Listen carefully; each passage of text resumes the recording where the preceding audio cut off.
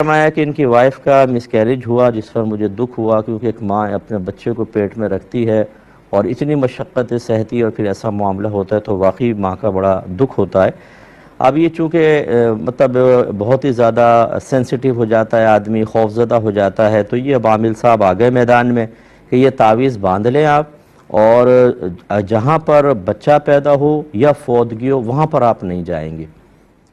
دیکھیں تعویذ وغیرہ پروٹیکشن کا باندھنا اس کو منع نہیں کرتا، جبکہ وہ واقعی پاکیزہ کلمات پر مشتمل ہو اور اس کو مؤثر حقیقی نہ سمجھا جائے، بلکہ اصل فاعل حقیقی مؤثر حقیقی اللہ تبارک و تعالی ہے۔ تو جیسے ہم میڈیکل کی میڈیسنس وغیرہ یوز کرتے ہیں بہت ساری، تو کوئی بھی دوائی کو مستقل بذات نہیں سمجھتا، بلکہ ایک وسیلہ سمجھتا ہے، اور ہمارا اعتقاد ہے، اعتماد ہے کہ اصل شفا دینے والی تو اللہ کی ہی ذات ہے۔ تو اس طرح کے تعویذات کے استعمال کرنا منع نہیں ہوتا۔ نبی کریم صلی اللہ علیہ وسلم نے جن تعویذات کو منع کیا وہ اصل میں شرکیہ تعویذات تھے، کیونکہ کفار شرکیہ کلمات پر مشتمل تعویذات باندھتے تھے۔ تو شروع میں یقینی سی بات ہے کہ نبی کریم صلی اللہ علیہ وسلم نے سختی کے ساتھ منع فرمایا تاکہ یہ بری عادات ختم ہو جائیں، لیکن بعد میں خود صحابہ کرام سے ثابت ہے، جیسے عبداللہ بن عمر رضی اللہ تعالی عنہما فرماتے ہیں کہ ہم بچوں کے گلوں میں پاکیزہ کلمات لکھ کر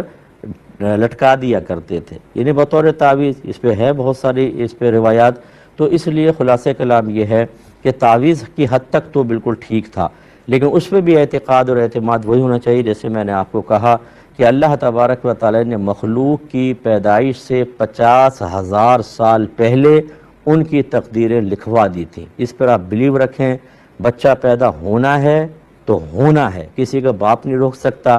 اور نہیں پیدا ہونا تو ایڑی چوٹی کا زور لگا دیں آپ۔ تعویذات کے سینکڑوں دنیا بھر کے عاملین کو بلا دیں جو دعائیں پڑھیں، پھونکے مارے، تعویذات دیں، اگر اللہ کا فیصلہ ازلی ہے کہ بچہ پیدا نہیں ہوگا تو نہیں ہوگا۔ یہ یاد رکھیں، یہ اعتقاد آپ کا مضبوط رہے۔ پھر سنت کی نیت سے وسائل اختیار کرنا منع بھی نہیں ہے، ٹھیک ہے نا، وسائل اختیار کرنا منع نہیں ہے۔ میرے آقا سب جانتے ہیں کہ مسئلہ تقدیر کیا ہے، اس کے باوجود ہر معاملے میں آپ نے دعا بھی فرمائی ہے، وظائف بھی صحابہ کو دیے ہیں، آپ نے جنگی تدابیر بھی اختیار کی ہیں، آلات حرب بھی آپ نے جمع فرمانے کا حکم دیا ہے، یعنی وسائل و ذرائع کو چھوڑے نہیں، اور اللہ تعالیٰ پر کامل توکل و بھروسہ قائم رکھا گیا ہے۔ یہاں تک تو بالکل ٹھیک ہے، یہ اعتقاد کے ساتھ آپ کر سکتے ہیں۔ لیکن یہ جو آگے مطلب نحوستوں والی بات کہ نہیں اس گھر میں جاؤ گے فوتگی والی تو منفی اثر مرتب ہوگا، جہاں بچہ پیدا ہوا، میں پوچھتا ہوں چلو فوتگی میں تو ایک چھوٹی سی عقل رکھنے والا کہہ سکتا ہے یار فوت ہوئے شاید ہی فوت ہی نہ ہو جائیں، جہاں بچہ پیدا ہوا ہے وہاں پر تو خوشگوانی ہونی چاہیے کہ بھئی بچہ پیدا ہوا ہے، جاؤ، اچھا ہے کہ ہو سکتا ہے تمہارے بھی بچہ پیدا ہو جائے۔ لیکن یہ احمقانہ قسم کی جو یہ آخری کی دو سجیشنز ہیں کہ ان جگہ پر نہ جاؤ، اور کیوں نہ جاؤ، یقینی سی بات ہے اس کا نتیجہ اور مال یہ ہے کہ ایک نحوست ہوگی جو تمہارے اوپر طاری ہوگی، اس سے بچہ ضائع ہو جائے گا۔ اور چونکہ آپ ابھی ڈرے ہوئے ہیں، سہمے ہوئے ہیں بہن بھی، تو ہم آنکھیں بند کر کے ان لوگوں کے پیچھے چلتے ہیں جو خلاف شرع ہمیں تعلیم دے رہے ہوتے ہیں، اس خوف کے ساتھ کہ کہیں ایسا نہ ہو کہ ہم ان کی بات نہ مانیں تو کچھ ہو جائے۔ نہیں، اللہ پر اب بھروسہ نہیں ہے، اللہ تعالیٰ تو کر نہیں سکتا۔ یہ جو کہہ رہا ہے نا، یعنی معاذ اللہ ثم معاذ اللہ، میں نہیں کہہ رہا ہوں کہ سوچ ایسی ہے، لیکن یہ لگتا ایسا ہے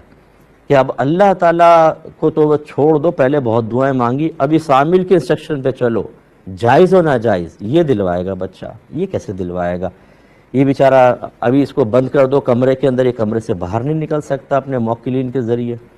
یہ بتا نہیں سکتا کہ میری جیب میں اس وقت کیا ہے، یہ کیا بتائے گا فیوچر کے بارے میں۔ جو اس قسم کی شرارتیں کرنے والے ہیں ان سے آپ بالکل دور رہیں۔ ہاں، جو بالکل پاکیزہ عامل ہیں وہ آپ کو کوئی چیز دیتے ہیں اور اس قسم کی الٹی سیدھی قیودات نہیں لگاتے ہیں، اور وہ کہتے ہیں کہ اصل دینے والی ذات اللہ کی ہے، یہ ایک وسیلہ اور ذریعہ سمجھ کے آپ کریں، اللہ کی طرف ہی متوجہ رہیں، نہ کہ تعویذ کی طرف، وہ ٹھیک ہے، ان سے آپ علاج کروا سکتے ہیں۔ تو اگر اب میں بات وہی ہے کہ اگر میں آپ کو یہ کہوں کہ آپ جائیں اور آپ نے کہا مفتی صاحب صحیح کہہ رہے ہیں، ہمیں اللہ پہ بھروسہ رکھنا چاہیے، چلے گئے اور زوجہ کا پھر مس کیریج ہو گیا، تو مجھے یقین ہے کہ آپ کہیں گے عامل ٹھیک تھا، مفتی صاحب غلط تھے، حالانکہ میری جو تعلیم ہے بالکل قرآن و حدیث کے عین مطابق ہے۔ مصیبت یہ ہوتی ہے کہ جب ہم صحیح دین بیان کر رہے ہوتے ہیں تو ہم پہلے سے اتنے ہی ضعیف الاعتقاد ہو چکے ہوتے ہیں کہ ہمیں نہ اللہ کی بات سمجھ میں آتی ہے نہ رسول کی، ان جیسے خلاف شرع مشورے دینے والوں کی بات سمجھ میں آتی ہے۔ ہاں، جو میرے بھائی بہن مضبوط اعتقاد والا ہے وہ ہماری بات پہ بھروسہ رکھے۔ یہ قرآن و حدیث کا نچوڑ آپ کو ذکر کر رہا ہوں، ورنہ آپ عامل سے جا کے معلوم کر لیں جس نے یہ مشورہ دیا ہے، بتاؤ کہاں سے ثابت ہے کہ جہاں بچہ پیدا ہو وہاں ہم نہیں جا سکتے، یا جہاں فوتگی ہے وہاں پہ حاملہ عورت نہیں جا سکتی؟ قرآن حدیث سے ثابت کرو۔ اگر قیامت تک ثابت کر دے، میں اپنا پروگرام بند کر کے لپیٹ کے چلا جاؤں گا، فائدہ کوئی نہیں پھر میرا کرنے کا، کہ مجھے یہی نہیں پتہ۔ تو یہ سب کو سب بے وقوف بناتے ہیں، بدھو بناتے ہیں آپ کو، اور اس قسم کے لوگوں کی بات کر رہا ہوں، ہر عامل کی نہیں۔ ان کی طرف بالکل نہ جائیں، آپ کا اعتقاد ختم کر دیں گے، نہ آپ قرآن پہ بھروسہ کریں گے، نہ حدیث پہ کریں گے، نہ اللہ تعالیٰ پر اعتماد، نہ رسول کے دیے ہوئے وظائف پر، ان کے اوپر اعتماد قائم ہو جائے گا، اور یہ آہستہ آہستہ ہمارے ایمان کی موت ہو سکتی ہے۔ امید ہے کہ آپ اس پہ عمل کریں گے، اور اگر کوئی عامل صاحب سن رہے ہوں تو مجھ پہ غصہ کرنے کی حاجت نہیں ہے، آپ اپنی اصلاح کیجئے، اچھے انداز سے آپ لوگوں کی مدد کریں، ان کو سہارا دیں۔ آدمی ٹینشن میں ہوتا ہے، اس کے ٹینشن کو ریلیز کرنے کے لیے آپ وظیفہ دیں، یہ اچھی چیز ہے، بہت اچھا آپ کو ثواب ملے گا۔ لیکن اس قسم کی فضول قسم کی قیودات لگا کر لوگوں کے دل میں بیجا خوف پیدا کر کے اپنی دھاگ بٹھانے کی کوشش کرنا، یہ خود آپ کی آخرت کے لیے انتہائی نقصان کا باعث ہے۔ آپ کو وہاں ذلت، رسوائی اور شرمندگی کا سامنا کرنا پڑے گا۔ یہ کوئی آپ اچھا کام نہیں کر رہے۔ لوگوں کے اعتقاد کو کمزور کر کے ان کو اللہ رسول سے دور کرنا اگر آپ نیکی سمجھتے ہیں تو معاذ اللہ ثم معاذ اللہ پھر مرضی آپ کی جاری رکھیں، دیکھیں پھر آپ کا آگے کیا ہوتا ہے۔